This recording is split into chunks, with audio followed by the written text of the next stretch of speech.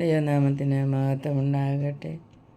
1 കൊരിന്ത്യർ 3-ാം അധ്യായത്തിൻ്റെ 1 മുതൽ 3 വരെയുള്ള വചനങ്ങൾ ഇങ്ങനെ പറയുന്നു. എന്നാൽ സഹോദരന്മാരെ, നിങ്ങളോട് എനിക്ക് ആത്മീയരോടെന്ന പോലെയല്ല, ജഡികരോടെന്ന പോലെ, ക്രിസ്തുവിൽ ശിശുക്കളായവരോടെന്ന പോലെ അത്രേ സംസാരിപ്പാൻ കഴിഞ്ഞുള്ളൂ.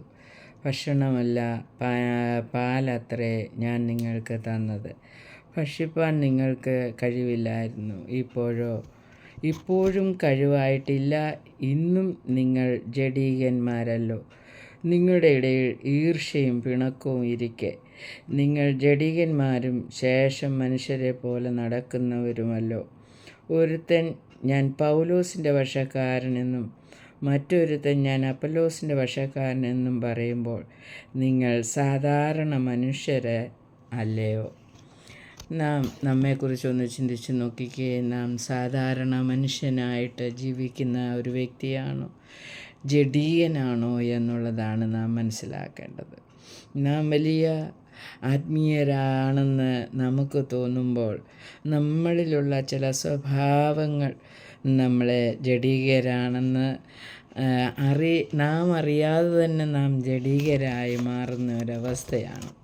എന്നാൽ ജഡികന്മാരായതുമൂലം നമുക്ക് ചില അനുഗ്രഹങ്ങൾ നമുക്ക് ലഭിക്കാതെ പോകുന്നു. നമ്മുടെ അനുഗ്രഹങ്ങൾ നഷ്ടമായി പോകുന്നതായിട്ട് നമുക്ക് കാണുവാൻ കഴിയും. അതുകൊണ്ട് നമ്മളിലുള്ള ജഡീകത എന്തെന്ന് തിരിച്ചറിയുവാനിടയായിത്തീർന്നു.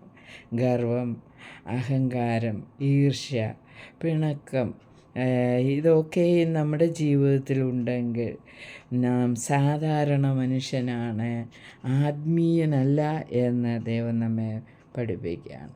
അതുകൊണ്ട് ആത്മീയമായ ഒരു ജീവിതം നയിക്കുവാൻ, ദൈവത്തിൻ്റെ ആത്മാവിനാൽ നയിക്കപ്പെടുന്നവരായി തീരുവാൻ നമ്മുടെ അവസ്ഥകളെ ഒന്ന് മനസ്സിലാക്കി ജീവിപ്പാൻ, നമ്മളിലുള്ള തെറ്റുകളെയും കുറ്റങ്ങളെയും ജഡീക മനുഷ്യനെ പോലെയാണോ ഞാൻ ചിന്തിക്കുകയും പ്രവർത്തിക്കുകയും ചെയ്യുന്നത് എന്നുള്ളത് തിരിച്ചറിഞ്ഞ് ജീവിപ്പാൻ ദൈവം തമ്പുരാൻ നമ്മെ ഓരോരുത്തരെയും സഹായിക്കട്ടെ എന്ന് പ്രാർത്ഥിച്ചുകൊണ്ട് വചനത്തിൽ നിന്ന് വിരമിക്കുന്നു. ആമേൻ.